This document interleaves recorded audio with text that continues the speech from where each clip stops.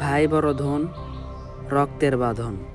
এই কথাটা যদি সত্য হয় তাহলে আমার ভাই আমার সঙ্গে এমন করতেছে কেন?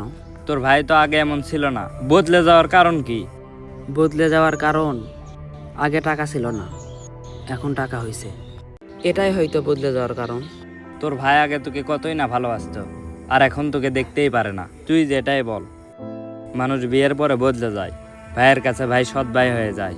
ছোটবেলায় মা যখন কাজে ব্যস্ত ছিল তখন আমার বড় ভাই পুরো গ্রাম ঘুরে নিয়ে বেড়াতো, কতই না আমাকে ভালোবাসতো। আর সেই বড় ভাই আমাকে আজ দেখতে পারে না।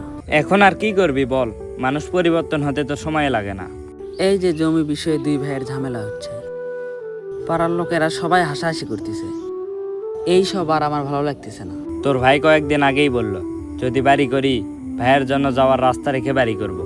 আমার মনে হয় তোর ভাইকে কেউ কুপরামর্শ দিয়েছে, যে কারণে আর জায়গা ছেড়ে বাড়ি করতে চাচ্ছে না। ওইসব কথা বাদ দে তো, আর ভালো লাগতেছে না ওইসব। এত কম বাজেট রাস্তা করলাম, এত ভালো মনে হয় বাজেট একটু কমালে ভালো হতো। চেয়ারম্যান সাহেব চলেন। হ্যাঁ চল। মেম্বার সাহেব, তোমার কাছে এসে এরকম করে অনুরোধ করা লাগবে আমি কখনো ভাবিনি। আপনি আমার কাছে কি অনুরোধ করলেন চেয়ারম্যান সাহেব? রশিদের বিষয়টা একটু দেখো। রশিদের বিষয়টা আমি কি দেখবো বলেন? কি হলো তুমি বলনি?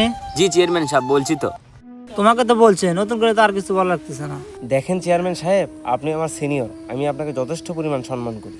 রশিদ আমাকে যে অফারটা দিছে ওটা তো আমি মরে গেলেও মেনে নিব না। মেম্বার, এত সৎ থাকা কিন্তু ভালো না। চেয়ারম্যান সাহেব আমি এমনই। চেয়ারম্যান সাহেব রাজি হয় না, আমি অনেক বলছি।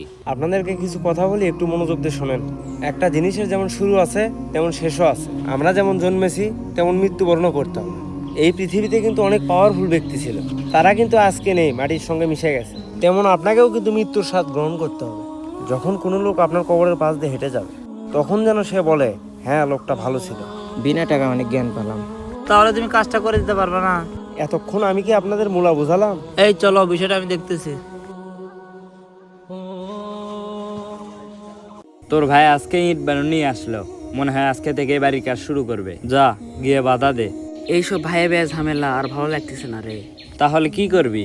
তুই একটা কাজ কর, মেম্বার সাহেব, চেয়ারম্যান সাহেব, গ্রামবাসীকে খবর দে, এসব নিয়ে আলোচনা করব। আলোচনা করলে কি তোর বড় ভাই বুঝবে? আলোচনা করলে তো আর কোনো ক্ষতি নেই। তাহলে চল এখন থেকেই খবর দে। চল।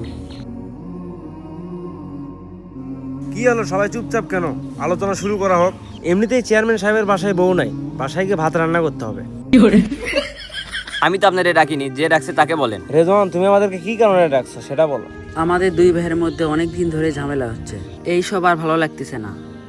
গ্রামবাসী সবাই হাসাহাসি করতেছে, এটার একটা সমাধান চাই। তোমরা ভাই ভাই সমাধান চাচ্ছ না, তাহলে আমরা এখন কি করি? রহিম ভাই, আপনি কিছু বলেন। আমি তো গল্পটা বুঝতে পারতেছি না, আপনারা একটু প্লেস করে বুঝান। চেয়ারম্যান সাহেব আপনি কিছু বলেন। এখানে আমি কি করবো? রশিদ এখন জায়গা ছাড়তেছে না, তাহলে আমার কি করা? ভাই যাই হয়ে যায়, জায়গা আপনি ছাড়বেন না। রশিদ, তোমার মন্তব্য কি? তুমি কি জায়গা ছাড়বে? না না, আমি কোনো জায়গা ছাড়তে পারবো না। তোমারই তো ভাই, একটু হার মারতে চলতে হবে। আমি সাফ সাফ বলে দিচ্ছি, আমি কোনো জায়গা ছাড়তে পারবো না। বলেন তো ভাই, এরকম করলে হবে? তুমি যদি এখন জায়গা না ছাড়ো তাহলে তোমার ভাই কোন দিক দিয়ে যাতায়াত করবে? ও কোন দিকে যাতায়াত করবে সে দেখার বিষয় আমার না। কিছু বলি না দেখে কি মাথার উপর উঠে গেছো নাকি? আইন কানুন কিছু বোঝো? কয়দিন আগে বললে বাড়ি করবো, জায়গা ছেড়ে বাড়ি করবো, ভাই ভাই ঝামেলা করবো না, এখন বলতেছো জায়গা ছাড়তে পারবা না। আমরা বুঝি তুমি যে বইয়ের বুদ্ধি শুনে সব করতেছো। মেম্বার সাহেব এবার কিন্তু কথা বেশি হয়ে যাচ্ছে। উচিত কথা বললে কথা বেশি হয়ে যাচ্ছে। আপনি শুধু ওর পক্ষে কথা বলেছেন, একটু রশিদ ভাইয়ের পক্ষে কথা বলেন। রশিদ ভাই যদি জায়গা ছাড়ে তাহলে তো জায়গা শর্ট পড়ে যাবে।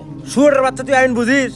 মেম্বার সাহেব, এই মোজাব একটু বেশি কথা বলে, আর কিছু একটা করা দরকার। রেজওয়ান, তোমার ভাই তো মানতেছে না, এখন তুমি কি বলতেছো?